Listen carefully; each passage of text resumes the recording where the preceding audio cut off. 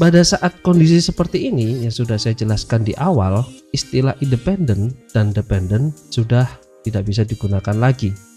Karena pada kondisi ini istilah yang digunakan itu adalah variabel eksogen dan endogen.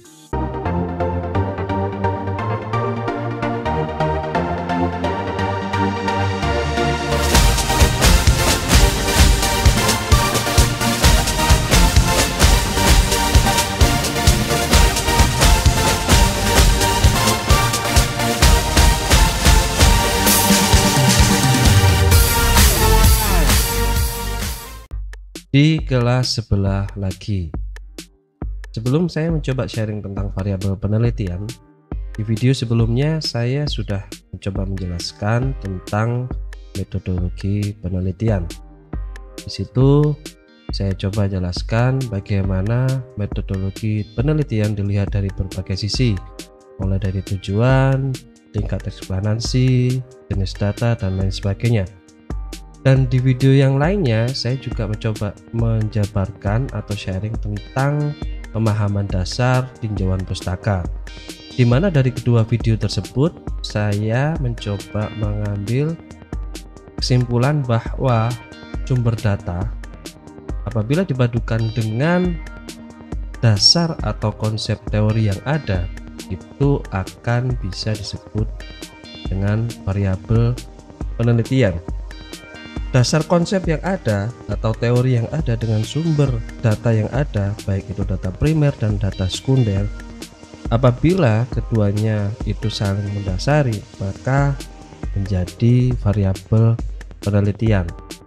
Dan di dalam variabel penelitian, apabila dilihat dari sumber datanya atau cara pengukurannya itu bisa dibagi menjadi dua.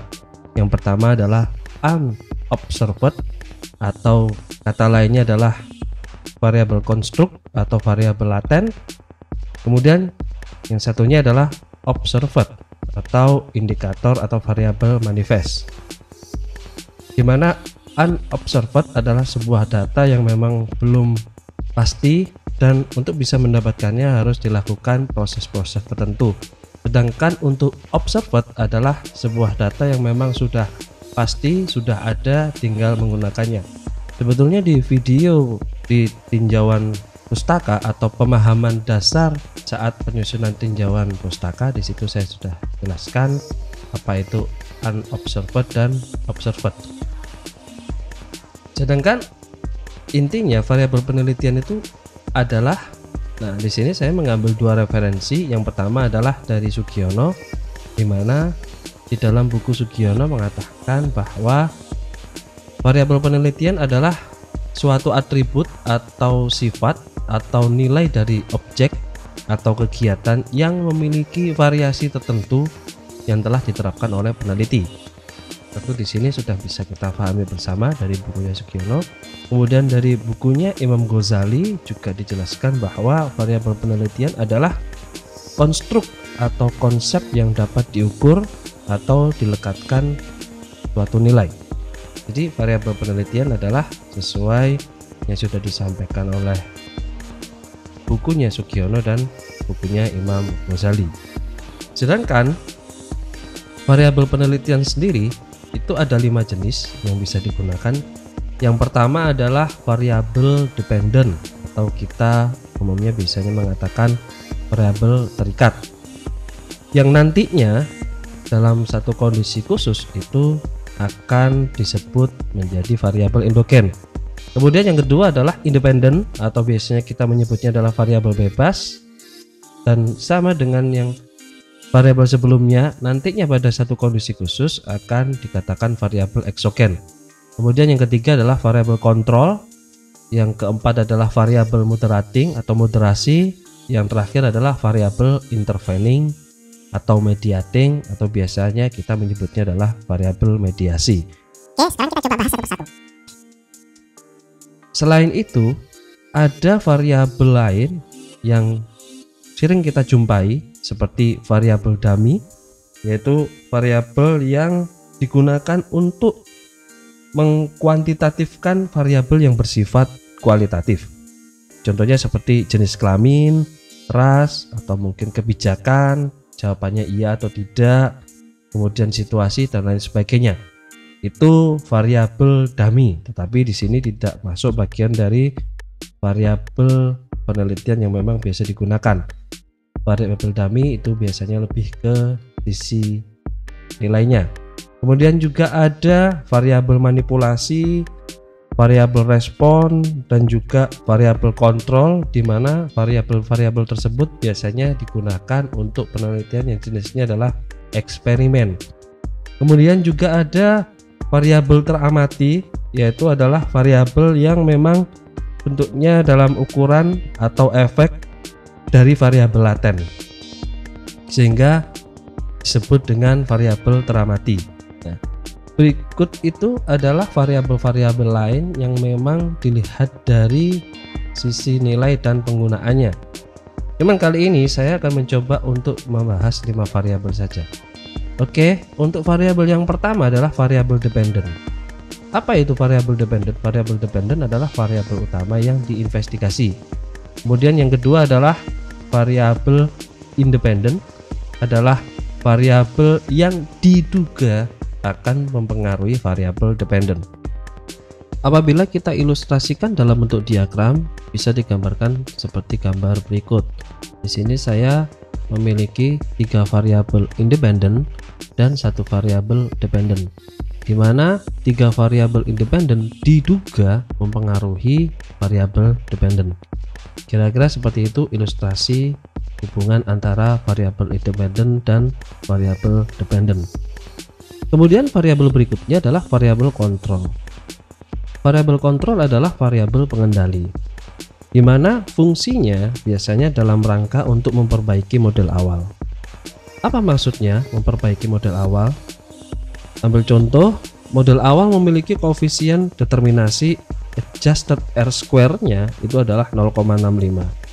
Nah, setelah dimasukkan variabel kontrol, itu kemungkinan bisa berubah, adjusted R-square-nya bisa menjadi 0,75. Itu yang dimaksud, biasanya berfungsi dalam rangka untuk memperbaiki model awal. Kemudian variabel kontrol juga umumnya dalam bentuk demografik. Apa itu bentuk demografik? Contohnya adalah seperti umur, ukuran perusahaan, pertumbuhan, dan lain sebagainya.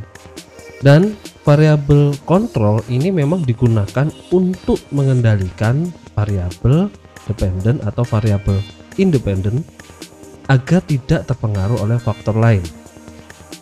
Tetapi dalam pembuatan hipotesis, variabel kontrol tidak disebutkan, tetapi tetap dibahas di dalam diskusi penelitian. Apabila kita ilustrasikan dalam bentuk diagramnya, variabel kontrol bisa digambarkan seperti ini penggunaannya.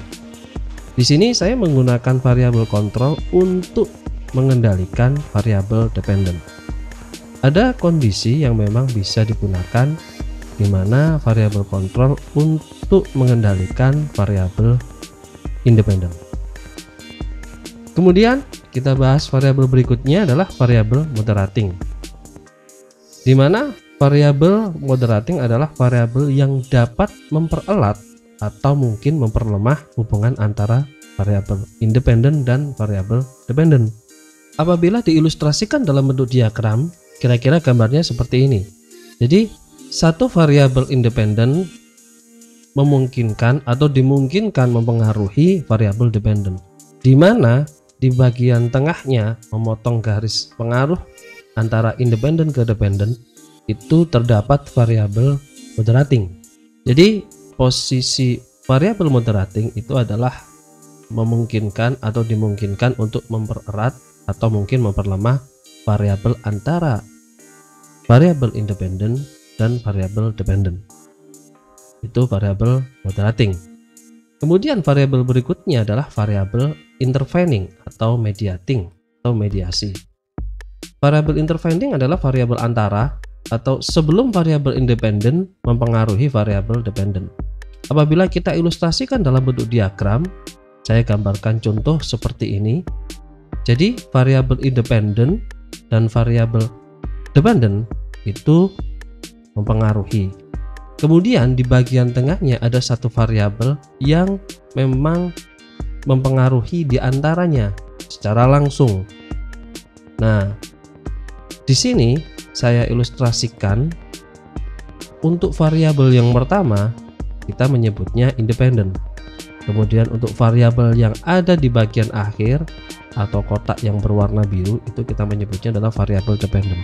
Sedangkan di bagian tengah ada satu variabel, di situ kita menyebutnya adalah variabel dependent, tetapi variabel tersebut juga sekaligus adalah disebut dengan variabel intervene.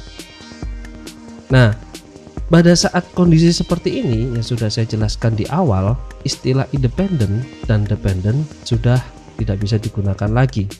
Karena pada kondisi ini istilah yang digunakan itu adalah variabel eksogen dan endogen, di mana variabel yang pertama atau variabel independen itu kita menyebutnya adalah eksogen. Sedangkan untuk dua variabel berikutnya yang mempengaruhi dan yang dipengaruhi dan variabel intervennya itu kita menyebutnya adalah endogen. Mengapa disebut variabel eksogen? Karena tidak punya antecedent. Sedangkan untuk variabel dependent atau variabel yang paling terakhir itu disebut variabel endogen karena memiliki antecedent. Sedangkan variabel intervening sendiri itu memiliki dua kondisi dan disebutnya adalah tetap endogen. Di situ variabel intervening itu tidak punya antecedent dan juga punya antecedent. Apa artinya antecedent? Antecedent adalah variabel lain yang mendahului. Dalam artian eksogen tidak ada variabel yang mendahului. Sedangkan untuk endogen ada variabel yang mendahului. Contoh variabel intervening itu ada yang mendahuluinya. Sedangkan variabel endogen atau variabel dependentnya itu masih ada variabel yang mendahuluinya. Kira-kira itu 5 variabel yang perlu kita bahas. Untuk yang terakhir ada beberapa poin yang perlu kita pahami juga. Di sini saya ambil langsung dari bukunya Ghazali, ditekankan bahwa sebuah variabel yang menyebabkan perubahan pada variabel lain harus memenuhi yang pertama adalah memiliki hubungan atau proposisi, hubungan antar konsep, di mana antar satu variabel dengan variabel yang lainnya itu saling berhubungan. Dalam artian secara konsep harus saling berhubungan. Yang kedua, ada sebab dan akibat, di mana penyebab yaitu variabel independen harus terjadi lebih dahulu daripada variabel dependent atau akibatnya. Itu poin yang kedua. Yang ketiga, tidak ada faktor lain yang menyebabkan perubahan pada variabel dependent kecuali memang peneliti menggunakan variabel kontrol. Kemudian yang terakhir adalah harus ada penjelasan logis secara teori hubungan antara variabel independen dan variabel dependent. Kira-kira poin-poin ini yang harus kita pahami dan harus kita pastikan, karena sebuah penelitian itu harus dalam penekanannya secara konsep dan teorinya, dan tentunya harus memiliki dasar konsep dan teori serta hubungan antara satu variabel dengan variabel yang lainnya. Kira-kira itu yang bisa saya sampaikan. Semoga bermanfaat. Apabila ada yang kurang dan mungkin ada pemikiran lain dari rekan-rekan yang ingin di-sharingkan, atau mungkin ada penjelasan saya yang kurang, mohon dikoreksi dan disampaikan, bisa melalui komen atau mungkin DM Instagram. Kita saling sharing, saling berbagi.